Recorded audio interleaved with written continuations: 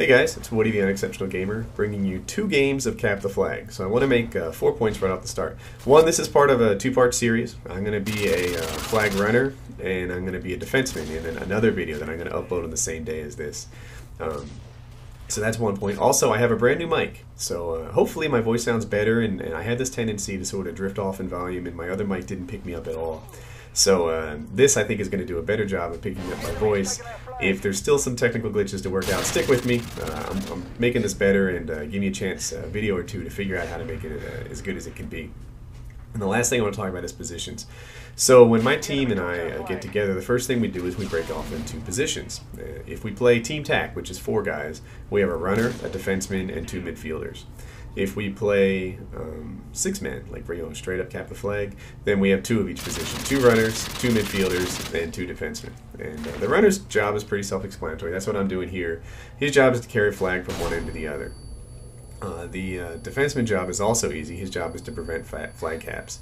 And then the midfielder's job is to own the map. His job is to have some map control so that the runner can go back and forth and keep this thing open. So usually, they'll tell the flag runner where to be. Oh, look at this. I make a mistake. Let's talk about it. So I get shot. Now, there's 2 mistakes I made there. One is I didn't check my corner. And that's a lesson learned. This is a somewhat old video. That's a great spot to defend the flag from, so if you're going to be capping it, you have to look that way. The other thing I did is I compounded that mistake by running to the left, and at the time I had this notion that if I got to the river, it would be a fairly safe place to make my way across the field, because you want to use the hills and the trees as something of cover, but that didn't work out. Now what I just did there is I had a flag runner, and I found that I spawned kind of in front of him, and I thought, oh, I'm going to escort him to the flag. And that can only work out one of 3 ways. I can either clear it and keep him alive and win it. I can weaken the guy and help him get the kill, or I can die and point out where the other guy is. So let's look at this. I don't do a wonderful job of running the flag in this game, but this will give you an overview of what the map looks like. And there are hills and there are trees. The trees shoot through pretty easy in this map, but they do give you some cover so that people can't see you. And the hills, of course, give you the trees give you concealment, and the hills give you cover, which means you're bulletproof. If you run the wide way around that train on the left, then you've probably taken staying out of the line of sight too far, because there is a balance to be struck. You have a sign over your head that says kill, and everyone knows where you are on a slightly delayed basis, and you have to get from one spot to the other. On the other hand, if you just run straight through the open and the other team is set up at all, then you're going to find yourself in a lot of trouble. So you need to strike this balance between running routes that prevent you from getting shot and running routes that actually get you to your objective. And I guess I got it done well enough there.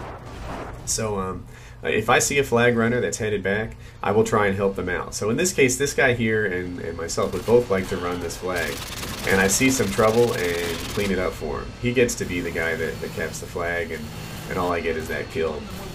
There's a guy here inexplicably shooting at a Harrier, which is not the best way to take it down, and I take him out. So a lot of guys will tell you that being a flag capper in Domination or being a flag runner in cap the flag doesn't take any skill, and I'll disagree with that. Usually when you cap a flag, you're running into a really hot area. You have to get a couple of kills, and these kills were all easy, but that was because I was in the right spots and I was doing the right thing. If you're flanking them and getting them from the side, then you're doing it right. So usually when you cap a flag, you have to make a few key kills, even when your class isn't really set up to be a great slaying class. And you have to play it right, and then you have to, of course, make it across the map. So it's hard to have a high KD as a flag runner as compared to a defenseman, where that job is almost purely a KD job. You get to sit there with a fully loaded tar and stopping power instead of lightweight, and you get good cover, and you wait for those guys to come to you. And you're going to be a KD monster if you're playing defense on cap the flag. It's just the nature of it. So I took that area fairly slowly. I was careful there. I didn't get a chance to talk about it, and that's because I was on the edge of having a predator. And in retrospect, I was lucky to get 1 kill at all with this thing, with the chopper gunner up like it was, and I can see Preus to mow those other 2 guys down right before I got them. So I was happy to get my Harrier. But in this whole game, I only get 1 kill from my Predator and my Harrier combined, so it doesn't work out that well. It's not a high kill game for me. So when you run flags, it does take some talent. You have to be smart about it. You have to work the balance between suicide runs and not capping flags. Suicide runs aren't helpful. If you just sprint around the map all the time, you're going to find yourself getting killed, kicked back to your own spawn. And it's not about the numbers. It's easy not to care about your KD. But if you completely ignore KD, if you just get yourself killed again and again, then the other team's getting kill streaks, and you're not getting your job done. There aren't any things in this game that you can get done while you're dead, except that. So I lost track of that guy and decided to shoot the truck, and hoping to make it go off, because sometimes I lose people in the UMP's iron sights. And watch this, boom, payback. So the truck blew up and took him out. At the time, I was like, gosh darn it. And then afterwards, he died. And I was like, take that. So I'm happy to get kills. So when you're running flags, there's a balance to be struck between suicide runs and not capping the flag, because it's a dangerous job. You're going to have to get on there. You're going to have to go for a flag, even when there's a chance that you're going to die. Now, I'm running up the middle here.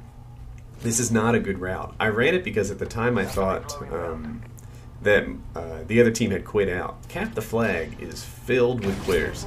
If you get up on a team, 7-0, 8-0, something like that, then the other team, the people just leave. And I find that doesn't really happen in Team Deathmatch. It doesn't really happen in Search and Destroy. People stick in games like that a lot more often than they stick in Cap the flag. If you're way up in this game and there's no hope of coming back, the equivalent's not as true in domination. People quit in every game mode, but man, they love to quit and cap the flag. So that was good. Some guy made a run at our flag, even though he was way down, but kudos to him for doing that. But I just happened to be in position there to take him off, to return it. And I was happy to pick that guy off. A lot of guys say the UMP is a beastly gun at any range, and that's because the fall-off damage isn't really bad. For you tech nerds, it does 40 points of damage per bullet up close and 35 at a distance. So that means that with stopping power, it only takes 2 bullets to kill from up close and 3 from a distance. But or it could take 3 from any distance without stopping power. So that's pretty good, but there's so much recoil, and I lose people in the iron sights. I don't find it to be an unfair gun in my hands. In fact, I think I might like the MP5 more, which is rare, but I'm not alone in that. So anyway, that's my Cap the Flag running game. I'm going to have a Cap the Flag defense game that goes along with this, and I hope that you enjoy it.